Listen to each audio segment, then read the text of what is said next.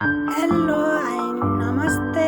New day new भिडियोको साथमा आइसकेँ। म आज चिकन मोमो कसरी बनाउने र मोमोको अचार कसरी बनाउने भनेर हजुर सामु लिएर आएको छु। मैले अब मोमोको अचार बनाउनको लागि पेन बसालेँ, तेल तताएँ अनि खुर्सानी राखेँ, यसमा लसुन र अदुवा पनि राखेँ। अब यसलाई जिरा त पहिल्यै पड्काइछ, जिरा मेथी जे पड्काउँदा हुन्छ। यसलाई उसिनेर पनि लिन सक्नुहुन्छ। मैले चाहिँ नउसिनिकन काटेर टमाटर लिएँ, यसमा मसला राखेँ, नुन राखेँ, बेसार राखेँ। अब यसलाई छोपेर पकाउनु पर्ने हुन्छ। यो मोमोको अचार पाक्दै गर्दा म अब मोमोको लागि पनि तयार गर्दैछु। यसको लागि मोमोको अचार पहिला सुरुमा तयार गर्नलाई अब मिक्सर लिए पनि हुन्छ, सिलौटामा लिए पनि हुन्छ। धनियाँ मिसाएपछि धनियाँ थोरै राख्नुलाई, धनियाँ धेरै राख्यो भने छुट्टै बनाउनुपर्छ। यस्तो मिठो अचार बनिसक्यो। अब मिठो अचार मिक्सरमा बनिसक्यो। मोमोको अचार खाउँ लाग्ने अचार बनिसक्यो। अब मोमो त मिठो नहुने कुरा हुँदै भएन।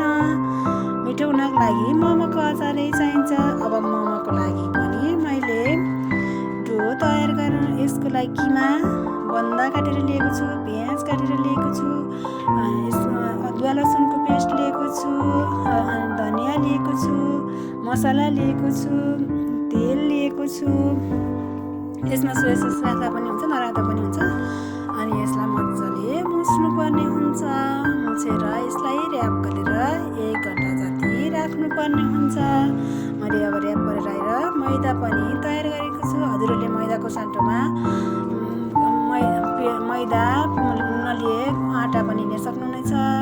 सुजीको पिठो सुजी फापर पनि लिन सक्नुहुनेछ। म चाहिँ मैदाकै बनाएँ रोटी।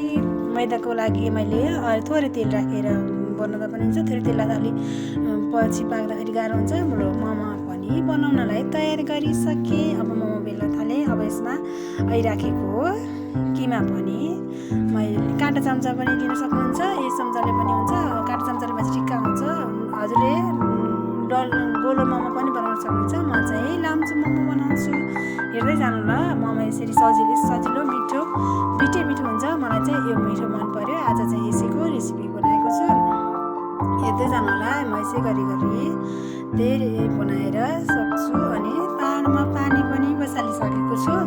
अब म यस पानीमा हजुरहरूले सुप खानुको लागि राख्न पनि सक्नुहुन्छ।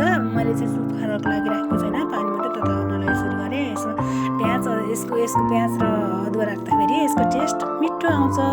मोमोको बाफ आउँदाखेरि मिठो आउँछ। ल मोमो पनि पाकेर तयार भयो। अब मोमो खाने होइन त तातो मोमोसँगै